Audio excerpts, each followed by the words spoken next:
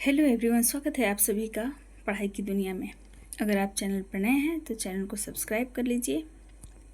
पिछले अध्याय में हमने जीव विज्ञान की उपशाखाओं के बारे में अध्ययन किया था और आज हम लोग जैव विकास के बारे में अध्ययन करेंगे। अर्थात जैव विकास चैप्टर से बीपीएससी आयोग जितना भी एमसीक्यू पूछा है अभी तक, उन सबको हम लोग आज देखेंगे। पहला, जीवों में अत्यधिक विविधता का कारण है। जीवों में अत्यधिक विविधता का कारण पूछ रहा है तो कौन सा हो जाएगा? उत्परिवर्तन। कह रहा है कि वैज्ञानिकों का वह समूह जिसने प्रकृतिवाद के सिद्धांत को आधुनिक रूप दिया उसे नव डार्विनवादी कहते हैं। आधुनिक नव डार्विनवादियों के अनुसार जीनों में साधारण परिवर्तन के उपरांत नए जीव बनते हैं जिससे उनमें विविधताएं बढ़ जाती हैं। इन परिवर्तनों को उत्परिवर्तन कहते हैं। ये परिवर्तन स्पष्टतः वंशागत होते हैं तथा पीढ़ियों में वर्ण द्वारा नई जातियों की उत्पत्ति होती है।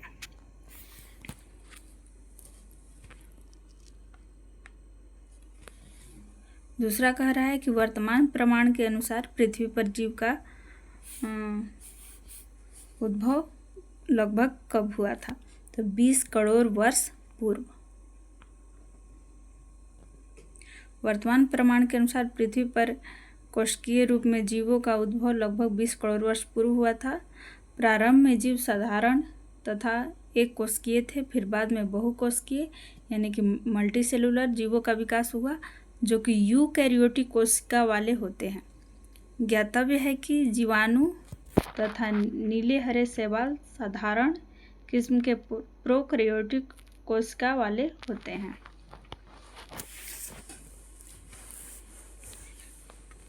नीले हरे शैवाल किन में आता है? प्रोकैरियोटिक कोशिका में।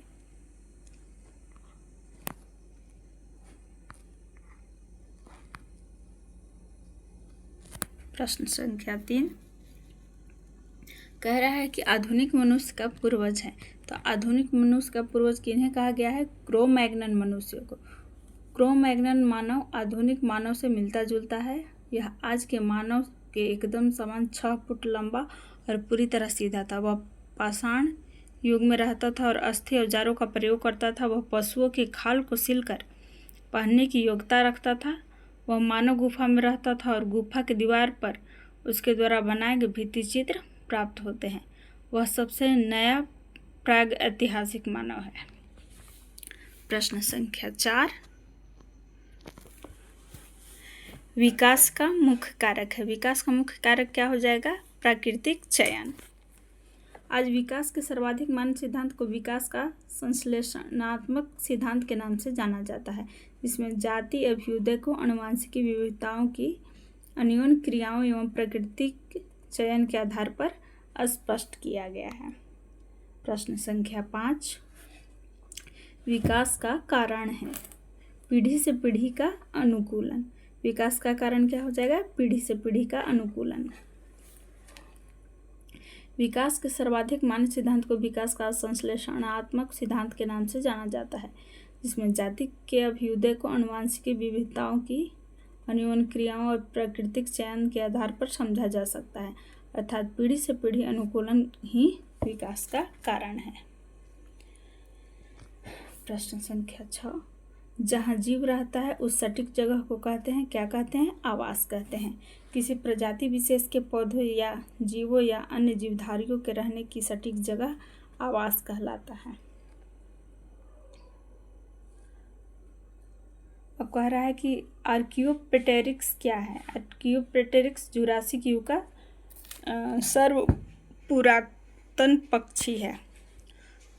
आर्कियोप्टेरिक्स क्या है? जुरासिक युग का सर्वपुरातन पक्षी है। प्रश्न संख्या 8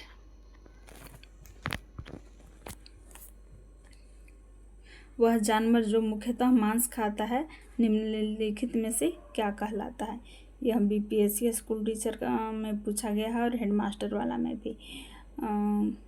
कह रहा है कि वह जानवर जो मुख्यतः मांस खाता है निम्नलिखित में से क्या कहलाता है? तो वो क्या हो जाएगा? कॉर्निवोर यानी कि मांसाहारी। कभी कभी शाकाहारी मांसाहारी ना देकर इसका कार्निवोर और हर्बीवोर दे देता है। तो इस बात को ध्यान में रखिएगा। वह जानवर जो मुख्यतः मांस खाता है क्या कहलाता है? कार्निवोर कहलाता है। और मांसाहारी में यानी कि कार्निवोर में कौन कौन से आ जाएंगे? शेर, भेड़िया, तेंदुआ, चीता व ध्रुवीय भालू। ये सब क्या है? कार्निवोर है। कौन कौन सा? शेर, भेड़िया, तेंदुआ, चीता और ध्रुवीय भालू।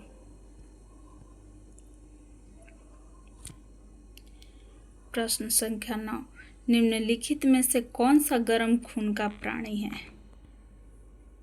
तो हो जाएगा उपर्युक्त में से कोई नहीं, यानी कि टोड उभयचर वर्ग से संबंधित है, जबकि मगरमच्छ सरीसृप से, मछली पीसीज वर्ग से संबंधित है। अतः यह तीनों गर्म खून के प्राणी नहीं है, इसलिए विकल्प कौन सा सही हो जाएगा?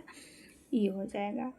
अगर वीडियो अच्छा लगे तो लाइक कर दीजिए, शेयर कर दीजिए और चैनल को सब्सक्राइब कर दीजिए।